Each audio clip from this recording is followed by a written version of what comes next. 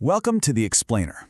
So today, we're putting a magnifying glass on something that honestly impacts your daily life way more than you might realize: municipal accountability. Think of a city as this, well, meticulously engineered machine. For that machine to run smoothly, for it to actually deliver on its basic promises to us, like clean water, safe roads, and economic opportunities, it absolutely needs a powerful, transparent engine of accountability driving it. Today, we're demystifying exactly how that works by exploring Mangaung's municipal performance and accountability framework. Here's our roadmap for today. We're going to break down the gears of this complex municipal framework step by step. First, planning the city's future. Then, the rhythm of reporting, followed by who watches the watchers, standardizing the rules, and finally, managing the human element. Let's get right into it. Okay, let's dive into this. How does a city actually guarantee it'll deliver on its promises? I mean, we've all felt that civic frustration at some point, right? You see a pothole that just doesn't get fixed, or you experience developmental delays, and you kind of just wonder, is anyone even keeping track of this stuff? Well, behind the scenes, there's a really rigorous, structured solution designed to track progress on 5 core strategic objectives. Those are spatial transformation, economic growth, service delivery improvement, financial health improvement, and organizational strength. And you know what? It's a constitutional mandate. It's not just a polite suggestion. Section 1. Planning the city's future. Establishing the baseline. So, this first phase of our accountability engine is all about deciding what the city will actually do to hit those 5 strategic objectives we just talked about. The absolute cornerstone of this whole process is the IDP, or the Integrated Development Plan. This is basically the city's 5-year blueprint. But, and this is crucial, it isn't just some static document collecting dust on a shelf somewhere. Think of it as the central brain of the city. It's a living, breathing plan that gets actively reviewed every single year to rigorously compare actual on-the-ground performance against the plan targets. So, how does a big, broad, visionary goal actually travel down through the gears of the city to become reality? Well, it moves through a pretty strict sequence. It starts right at the top with the IDP, our master blueprint. But great ideas need actual funding, so step 2 is the budget, converting those needs into strict financial terms. And finally, it hits the SDBIP. That's the Service Delivery and Budget Implementation Plan. This is where the rubber truly meets the road. It takes the budget and the blueprint and turns them into highly specific, measurable output indicators for the year. Moving on to Section 2. The rhythm of reporting, measuring progress. As anyone who's ever managed a project knows, the best-laid plan is completely useless if you don't actively measure it. And this brilliantly illustrates how the municipality avoids those vague, empty promises. They use what's called a results chain. Basically, we're looking at outcomes versus outputs. So outcomes are the desired state, the big picture goal. Think something like improved liquidity management. Sounds great, right?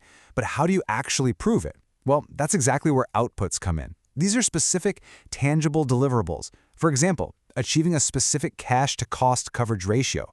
The broad goals are constantly being tested by these incredibly precise outputs. And this progress isn't just checked once in a while, it's tracked on a continuous timeline. First up, we have the monthly and quarterly rhythm. Heads of departments literally have to submit performance reports. And here's the kicker. Their quarterly performance is strictly categorized on a sliding scale. We're talking ranging from outstanding all the way down to unsatisfactory. There's literally no sugarcoating allowed here. Next, we hit the mid-year mark around January, and this serves as a really critical 6-month gauge to see if the city is veering off track. And then finally, the whole shebang rolls into the annual step, resulting in a comprehensive report compiled strictly according to National Treasury frameworks. Section 3. Who watches the watchers? The watchdogs. Now, what's really interesting about this is if the IDP's the brain, these oversight bodies are kind of like the immune system that keeps this complex municipal organism healthy and honest. We've got a really distinct ecosystem working side by side here. The audit committee independently advises on internal controls. Then internal audit actively goes in and validates the evidence that the departments provide. You've also got the oversight committee and the mayor overseeing the executives. But think about the final piece of this ecosystem, the community. Yep. That's us. The public is not just some passive audience. You are an active, recognized watchdog in this framework, participating in annual consultations. Your oversight is quite literally baked right into the system. Section 4. Standardizing the rules, modernizing the machine. Look, any complex engine requires continuous upgrades to keep running smoothly, right? Well, Mangaung relies on 2 major national regulatory upgrades to keep its data clean and comparable. First, we have Circular 88. This fully aligns planning and reporting across a prescribed set of performance indicators. And then we have MCOA.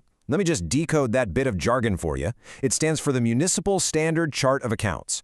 Basically, it introduces a standardized classification for all financial data, so no more hiding behind confusing, highly localized spreadsheets. By standardizing the numbers across the board, the Council can easily benchmark data and keep the city's overall financial health right in plain view. Section 5. Managing the human element, the human gear. So it's time to pivot away from the high-level institutional frameworks and financial acronyms for a second and ask a really grounded question. How does this actually apply to the everyday city worker? I mean, we can sit here and talk about 5-year blueprints and statutory watchdogs all day long, but an engine is ultimately only as effective as its individual moving parts, right? If the individuals who are actually turning the wrenches aren't totally aligned with the master blueprint, the whole machine just stalls out. And this is exactly why there is a massive focus on this for the 2023 and 2024 cycle. Following the new municipal staff regulations from July 2022, the city is really aggressively pushing to institutionalize performance management for staff below the senior manager level. Through extensive capacity building, they are making absolutely sure that every individual worker's performance plan aligns perfectly with that overarching IDP blueprint and the SDBIP action plan. The goal here is simple but absolutely crucial. Every single person at every single level pulling in the exact same direction.